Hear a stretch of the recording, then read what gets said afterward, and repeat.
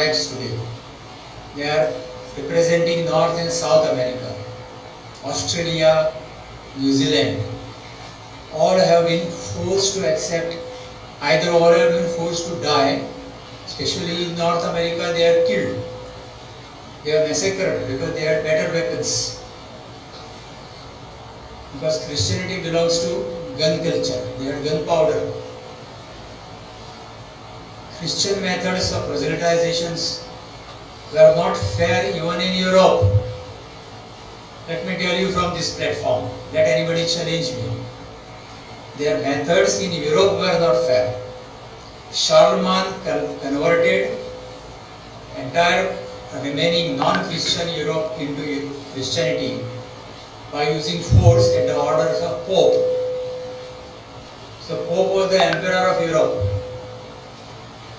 Now if at all we find any development taking place in Europe, it is not because of their religion, but it is because of their Europeanness, their enthusiasm, their strength, their nationalism. They have now started keeping their nationalism above religion. They are trying to put same thing in India. But in India you cannot be nationalism and religion. Religion means when you say dharma, Sanatana dharma. It's almost same. There is no difference. If you give up Sanatana dharma, you give up your nationality, your nation.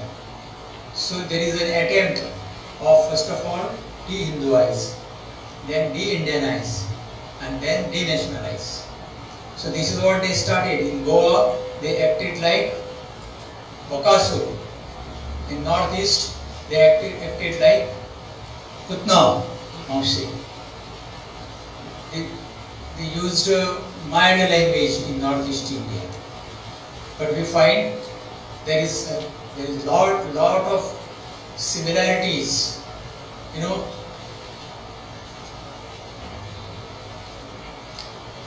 most of the terms and terminology, as it has been said, Gurwak Hati, Gurwak is Supari.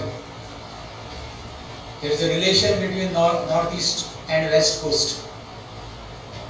In Tripura there are many festivals which are similar to the festivals celebrated in Western Coast, including Goa.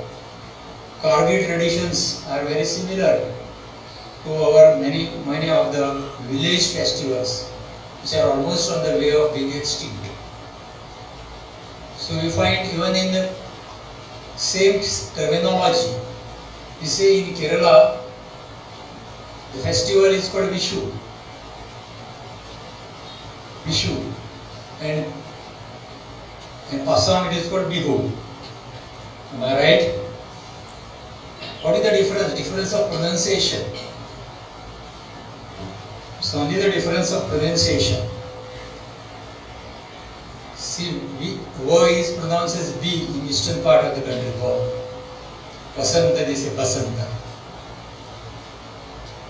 And Sh is pronounced as H in Assamese. So Vishu becomes Bihu. See the vast distance between Kerala and Assam. So Sa is pronounced as H in many languages. It's not a new phenomenon, but it is prominently pronounced as H in Assamese. Because Asti has become Hai in Hindi, Ahe in Marathi. When we say in Konkani, we say Asa. When we are in Hari, we say Aha. It is same. Sa becomes Ha. 75, 71 कहाँ से आया? So it is, Sa is pronounced as Ha in many languages, but it is frequently and prominently pronounced in Northeast India. Sa is pronounced as Ha. This is so. It depends upon how you look at it. If you look at it from integration angle point of view, you find there is a similarity. And if you find there are differences, you go on finding differences. Britishers, when they came to our country, they started writing in history in their own style. Their own style was divide and rule. See how they have written our history. When the Mohenjo-daro civilization was found, they termed it as Dravidian. destroyed by Aryans. Aryan invasion was their discovery. I mean invention, not discovery. It was their invention. And they declare South, including Sri Lanka, as Dravidians. But in the Ramayana we find that when Ravana dies, his wife Mandodari says, Hey Arya, Hey Arya. From where this Arya has come? If Ravana was not an Aryan, but they have written it. And our scholars have accepted it. Our scholars have made research based on this type of this thing.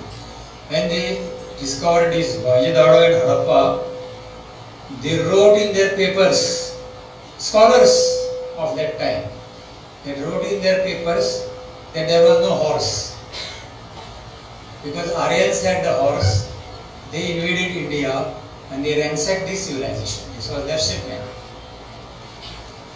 Now, I have heard from the mouth of S.R. Rao, the great archaeologist, not anybody's statement or gossip. He said, when I went there, I found there were horse bones. I sent that report to that old organization. They sent me reply. We have also found these bones there, but we have termed them as donkey bone. Biologically, donkeys and horses are inseparable. And after a long time, you can't differentiate between donkey bone and horse bone. You can differentiate only because of size, but small pieces you cannot differentiate. Because they had already established the conclusions and then wrote the theory. The same thing they had applied to Northeast India. They look different. And that's how they said it. I am very much associated when I heard his Brahmais from Kokrajhar district. In 1982, I was held up in Kokrajhar at Fakiragram railway station. When I was marching towards Guwahati, there was ABVP's Andolan, Chalo Guwahati. जब तक सूरज चांद रहेगा, असम हिंदुस्तान रहेगा. I, along with Narendra Sawaikar, our ex-MP South Goa, we were held up there in Kokrajhar district. It's how I am very much associated with Kokrajhar district. My darling daughter, Anandita Singh, I congratulate her for undertaking such a vast work. I consider her as my daughter of the last life, my previous life. Maybe this life also all lost to only Varanasi. I found Varanasi. Varanasi is a place where you find your lost children. Anyhow, very vision. And again, I would remind everybody that don't consider bad as that bad is man-made bad. If you look at the map of India, Bengal and then Assam, entire Bengal. So after partition has been Britishers say partition in favor of Pakistan, not in favor of India. Because Pakistan does not have a seaport harbor, they give this district, Chakma area, Chittagong, to East Pakistan. Because Pakistan together do not have tea producing area. They give them Sylhet district. Together, did not have tea producing area. So this is how country was partitioned mercilessly. So anyhow, we have to simply we cannot go back to that part. But we find that North India, and I visited there, I met with the people. Very easy area. You know, we have to learn many from them. I have found I have found ladies weaving Naga shawls. In Assam, we have seen weaving gomchas. So that makes them powerful. I have seen even the wives of IAS officer have migrated to other parts of the country. They carry their Naga shawl and all, and they try to keep that art alive. We have a very great similarity between Goa and Manipur. Manipur is the state where lunar calendar is observed. Otherwise, all other areas there is solar calendar. Manipur observes lunar calendar. And incidentally, our Samsar Padwa, Gudi Padwa falls on the same day New Year of Shiraoba. Pronunciation. Shiraoba is correct pronunciation. Shiraoba falls on the same day. So we have to tell the people these similarities. We are trying to differentiate because they look different. We are not Europeans to look same. Save on this earth, there are two maxims. When you say Germans are different from Frenchmen, you are a fascist. When you say North Indian, you are a scientist. On the same globe, two maxims. Because of the between French and Germans, two world wars started. So they are afraid of. They want wars in India. So they try to differentiate. They are trying to create a racial differences among our thinkers, our scholars have adopted it. So we are great. We don't look same. When there is a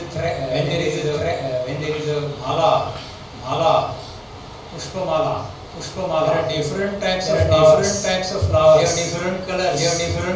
Different fragrance.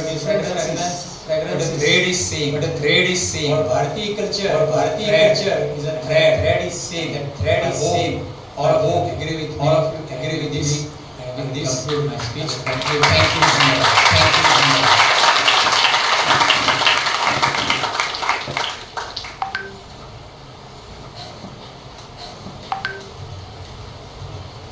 Thank you, sir, for your illuminating speech. Ladies and gentlemen, it is now my privilege to invite the Honorable Governor of Sri Rajit to share his thoughts on this special occasion.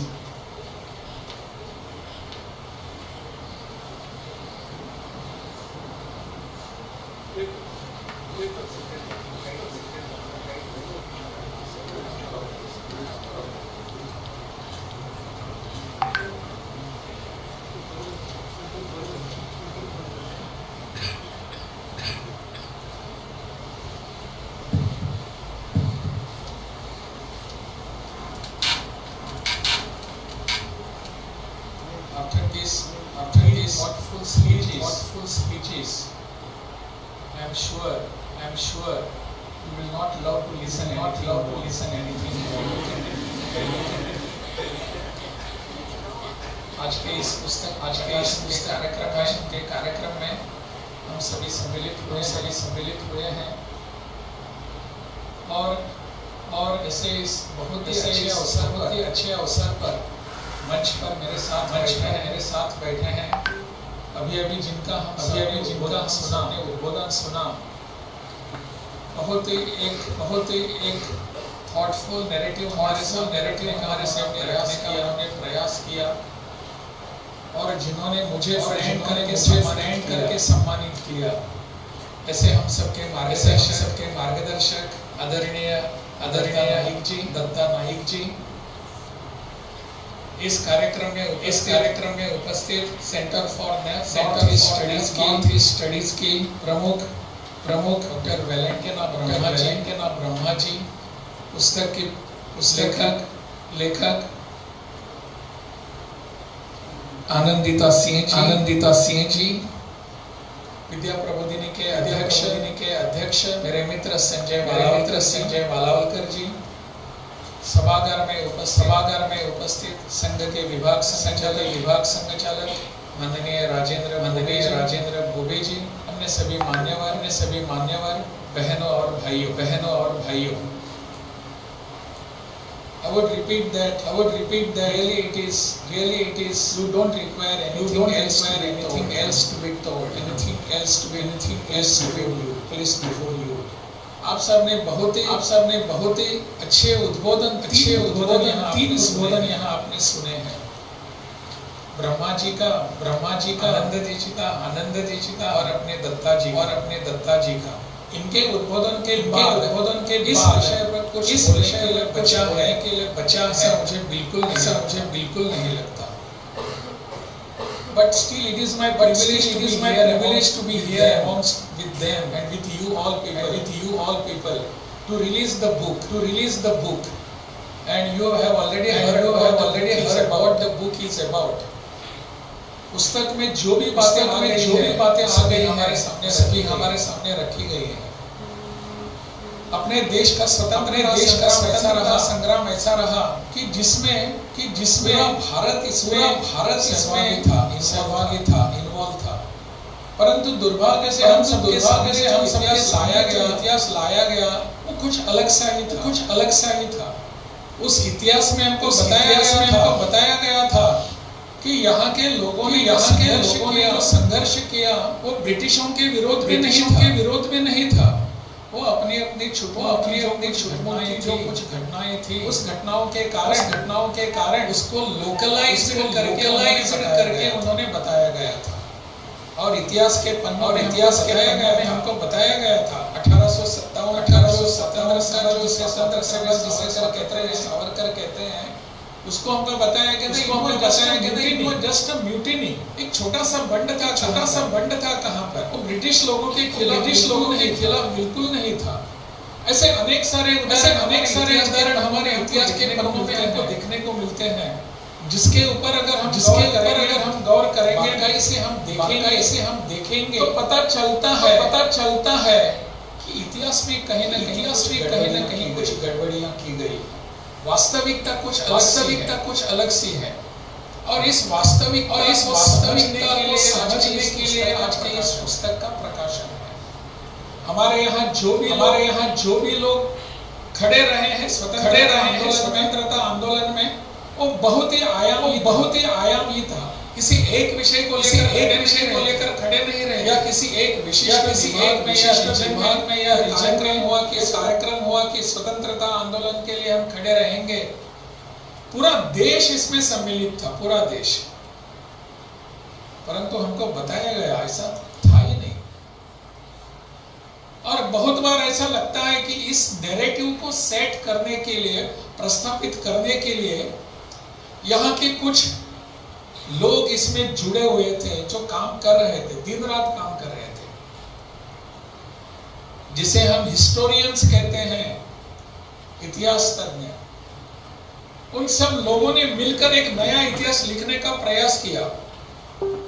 दुर्भाग्य ये रहा कि हमने जो इतिहास पढ़ा है वो हमने लिखा नहीं था। इतिहास बाहर के लोगों ने हमारे बारे में जो लिखा हुआ है उसको हम इतिहास करके पढ़े और बड़े हो गए, जिसका यहाँ उल्लेख हो गया थोड़ा सा आर्यन इन्वेजन का। वो इतिहास हमारा था ही नहीं। आर्य कहां से आ गए? वो बाहर से सेंट्रल एशिया से आ गए, यहाँ इन्होंने इन्वेजन किया। जैसे सभी लोग आए वैसे अभी आप भी आए थे। ये भूमि आपकी नहीं है, ये नैरेटिव लगाने के लिए, बताने के लिए उन्होंने कहा कि आर्य बाहर से आ गए हैं। आप सभी आर्य जो खुद को कहते हैं वो बाहर से आ गए हैं। आप बाहर से आए हैं, हम भी बाहर से आए हैं। ये भूमि आपकी नहीं है, हमारी भी नहीं है। आओ जाओ, ये धर्मशाला है।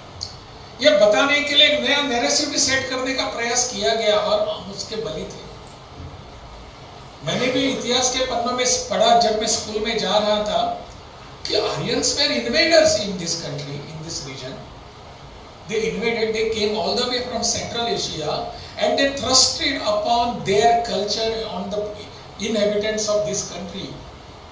और बाद में आर्य और द्रविड़ का डिवाइड तैयार किया गया। ऐसे बहुत सारे बातें हैं। और आज की जो पुस्तक है वो अपने पूर्वोत्तर राज्यों में जो भी घटित हुआ, अपने देश के लिए जो बनाया हुआ एक नैरेटिव था, उसको पुनः एक बार सबके सामने लाने का प्रयास है।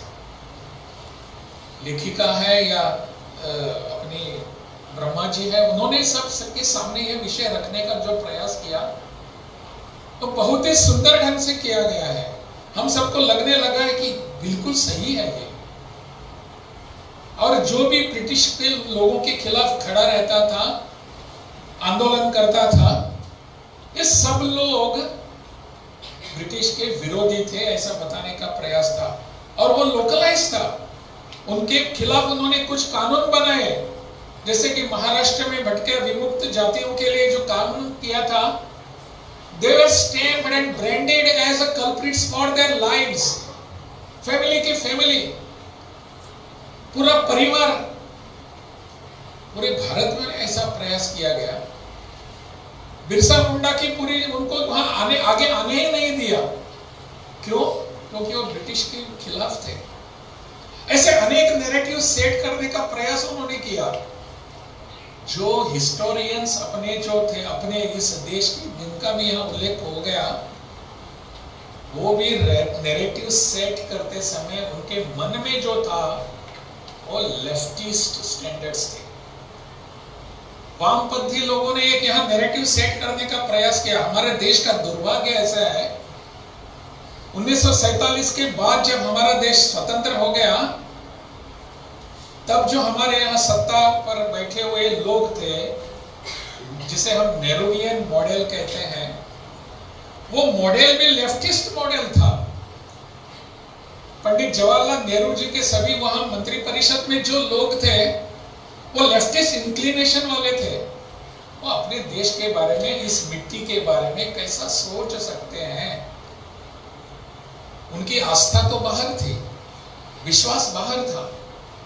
हमारे इस देश में कोई उनको कुछ ठीक नहीं लगता था, इसलिए उन्होंने बहुत सारे प्रयास कर दिए। केवल अपने देश में बाहर से जो हम पर आक्रमण भी जो हो गए, उनको भी वो अच्छा कहने लगे और नया नया नैरेटिव सेट करने का प्रयास किया गया। अभी एक 2-2.5 महीने पूर्व मुझे मंगोलिया जाने का अवसर मिला। डॉक्टर आशीष भावे मेरे साथ थे। हम सभी पढ़ते हैं इतिहास के पन्नों में कि चेंगिस खान के बारे में।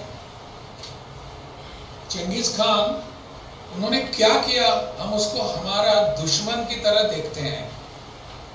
वहां उनका मंगोलिया में वह बहुत बड़ा स्मारक है, उसे देखने के लिए हम सभी गए और वहां जाकर देखा और पता चला, खास करके आशीष जी ने मुझे बताया कि इतिहास क्या है, असलियत क्या है।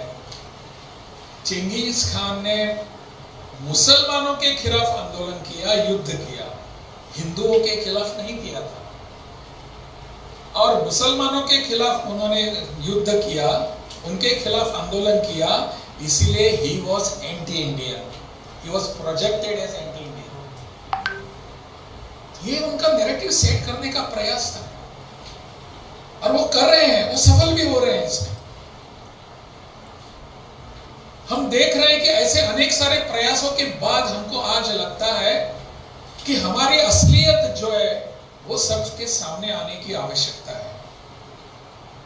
और आज के पुस्तक का प्रकाशन ये जो हो रहा है, जो हमारी बिहार की बिटिया ने लिखा हुआ पुस्तक, हमारे बिहार की है ना, हाँ, तो बिहार की बिटिया ने जो लिखा हुआ ये पुस्तक है, that gives us insight into the what was happening in the last years, that has told us कि कहां से क्या हो रहा था। मैंने बिरसा मुंडा का नाम लिया, उनकी जनजाति हो या उनका जो प्रयास था स्वतंत्रता आंदोलन के बारे में, उसको उन्होंने निगेटिव करने का जो एक बहुत बड़ा षड्यंत्र रचा था, वो सबके सामने आने की आवश्यकता है। It was but natural कि they were the invaders, Britishers, and how do we expect them to write the narratives in our senses, in our motives? How do they do this? Automatically they will be doing what they have been planning. और मुझे लगता है इस सबसे बाहर आने का एक समय आ गया है। हम सबको बाहर आने की आवश्यकता है। नए ऐसे विषय हमारे सामने आने की जरूरत है। हमारा अभी यहाँ मुझे बहुत अच्छा लगा, बता रही थी कि उन्होंने द गोवा इंक्विजिशन पढ़ा। गोवा इंक्विजिशन क्या है? What is that exactly? और उसका अगर हम जो सबके सामने लाने का अगर प्रयास करेंगे तो अपने गोवा के कुछ लोगों को बहुत पीड़ा होती है, दुख होता है। क्यों ऐसा होता है? Are we not trying to tell us what were the roots of yours also?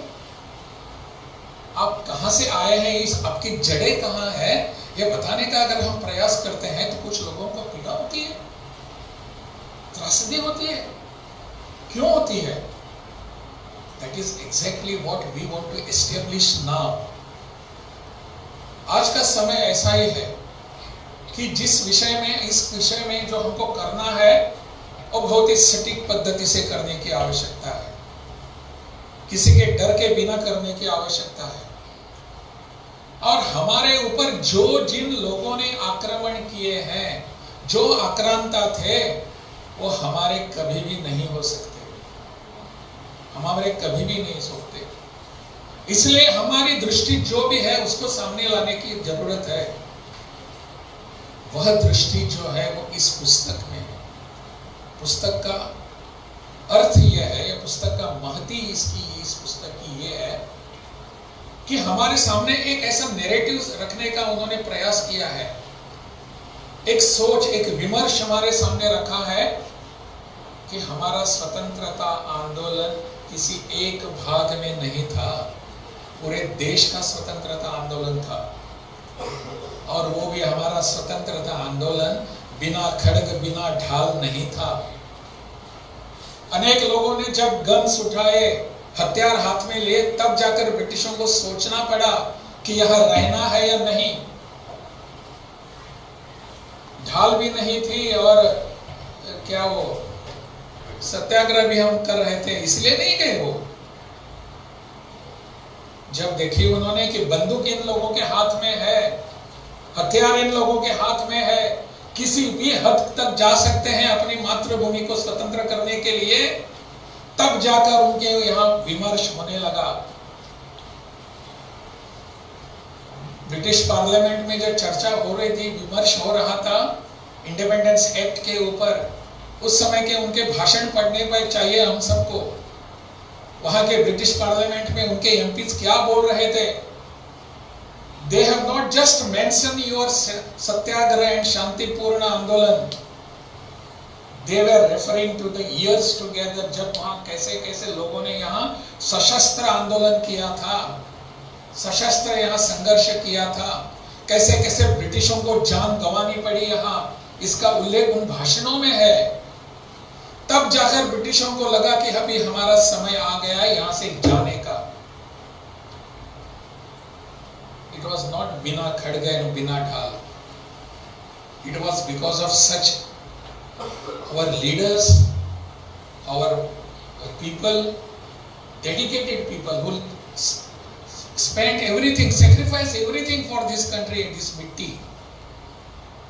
That is our history. That is what we have to study, and not the history which was taught to us by Rumila Thapar and Irfan Habib. It was not the history which has been projected before us. Indian Council for Historical Research जो है, उसके इन्होंने एक narrative set करके दिखाया यहाँ कि आपका जो ये है, आप यहाँ के लिए गुलाम बनने के लिए पैदा हुए हैं। And unfortunately, the then government also supported their narratives, their actions. This was very sad part of our in the beginning years of the independence. Very sad part.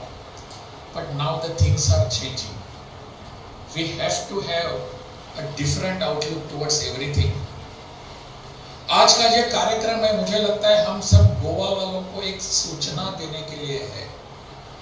बहुत अच्छा विषय है।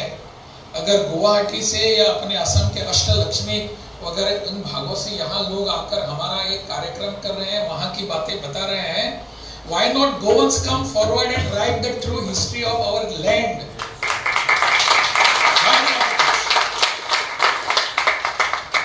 हमारे सब इंक्विजिशन वगैरह इन सब लोगों अनेक सारे इसमें उपलब्ध है। हमको बताया जाता है कि Indians are very lacking in the historical evidence is not true. Our evidences have been destroyed by you people. We have the evidence, still we have evidences. उन सबको आधार बनाकर गोवा का इतिहास, जो सच्चा इतिहास है, सबके सामने आने की आवश्यकता है।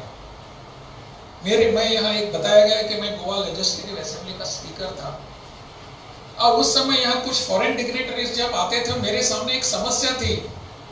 उनको अगर मैं क्या वो एक अपने समय जिसे हम ड्यूली कहते हैं, वो एक भेंट देना था, लेकिन गोवा के बारे में अगर उनको कुछ इंसाइट देने की आवश्यकता है तो एक पुस्तक की जरूरत थी। Unfortunately I was not having any book written by any Goan which was telling us our true history. Unfortunately I was trying to find in every library, central library में जाकर कितनी बार ढूंढने का प्रयास किया, लेकिन नहीं था। जो भी था वो बाकी के लोगों ने लिखा हुआ था गोवा के बारे में। जरूरत है ऐसा इतिहास हमारा भी गोवा का लिखना चाहिए।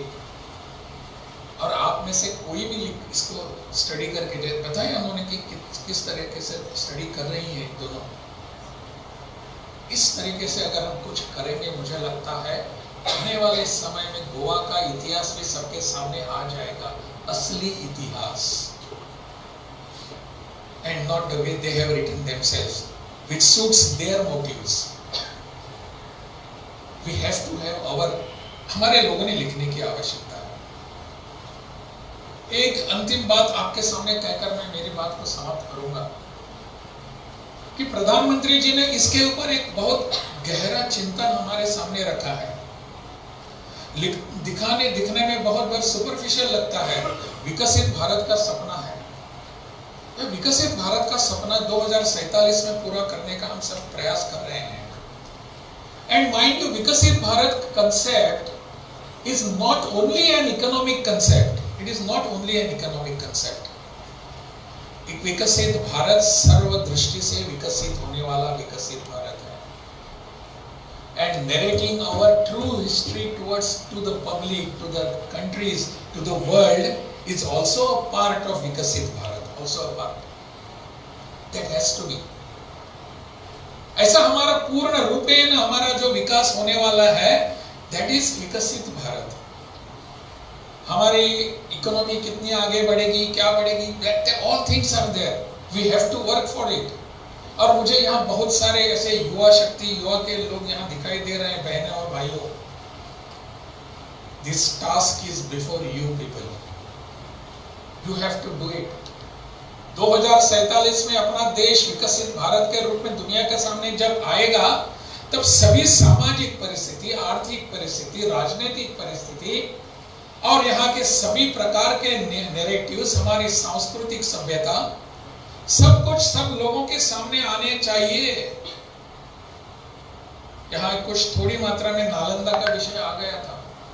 G20 का जब कार्यक्रम चल रहा था, पूरे दुनिया भर से सभी विश्व के सभी नेता लोग आए थे और दिल्ली में कार्यक्रम चल रहा था। आपने अगर गौर से देखा होगा तो पता चलेगा कि प्रधानमंत्री सभी लोगों का सम्मान और स्वागत जहां कर रहे थे, उनके बैक ड्रॉप पर जो बहुत बड़ा चित्र लगाया था वो नालंदा यूनिवर्सिटी का था, नालंदा विश्वविद्यालय का था।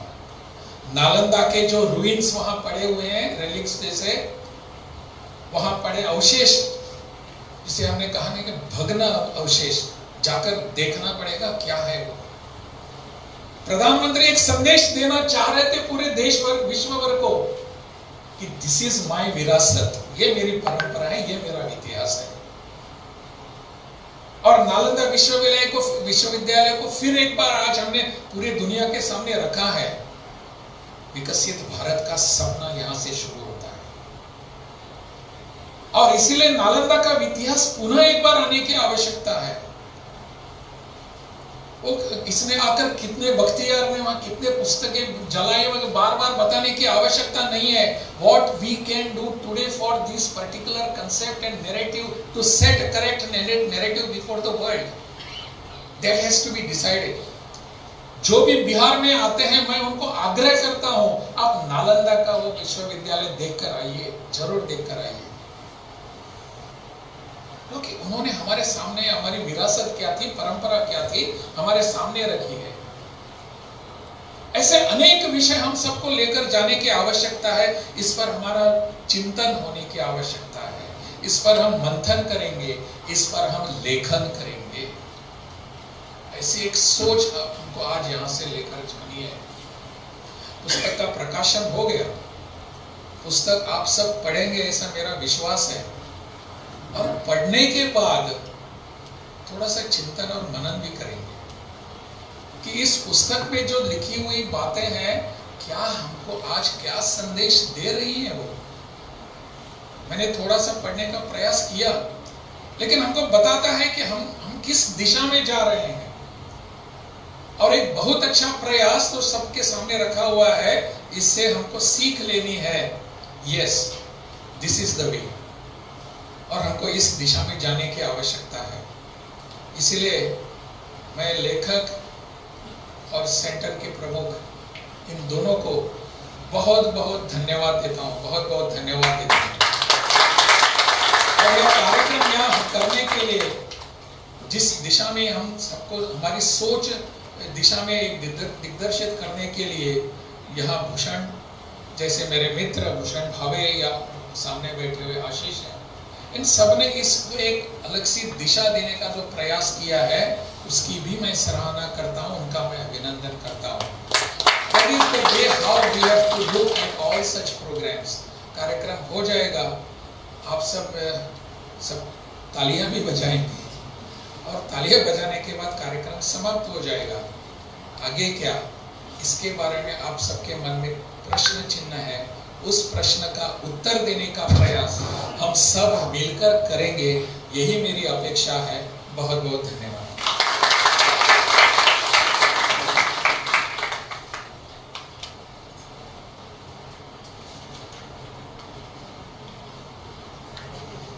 Thank you, Honorable Governor of Bihar, Shri Rajendra Allekar sir, for your inspiring address. We now proceed with the felicitation of our chief guest, the Honorable Governor of Bihar, Shri Rajendra Allekar, who has made significant contributions towards the betterment of the Prabodhan Education Society, and we are deeply honored by his presence today.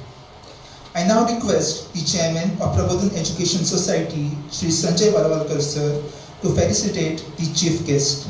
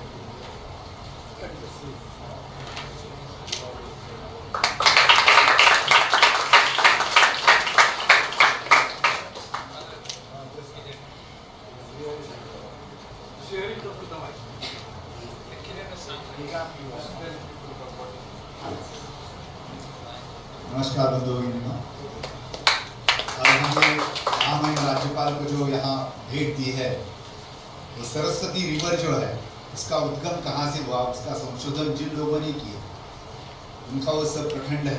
पूरा 6 books का एक साहित्य है। अलकनंदा से सरस्वती का निर्माण हुआ, उद्गम हुआ। वहाँ से कच्छरण तक सरस्वती कैसे आई, ये सब इंग्लिश में वो लिखा गया पुस्तक है।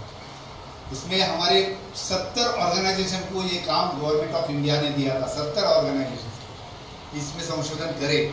सब ऑर्गेनाइजेशन ने किया, संशोधन भी किया, लेकिन इसमें जो हरिभाऊ वजे, जो राष्ट्रीय स्वयंसेवक संघ के प्रचारक थे, हरिभाऊ वजे जी और डॉक्टर कल्याण रमन, इन दोनों ने इसमें बहुत बड़ा कार्य किया है।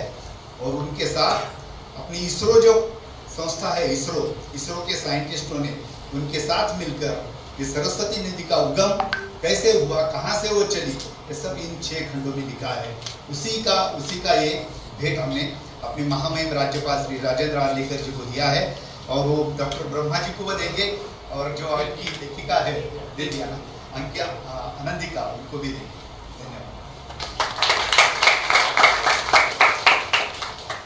धन्यवाद सर। And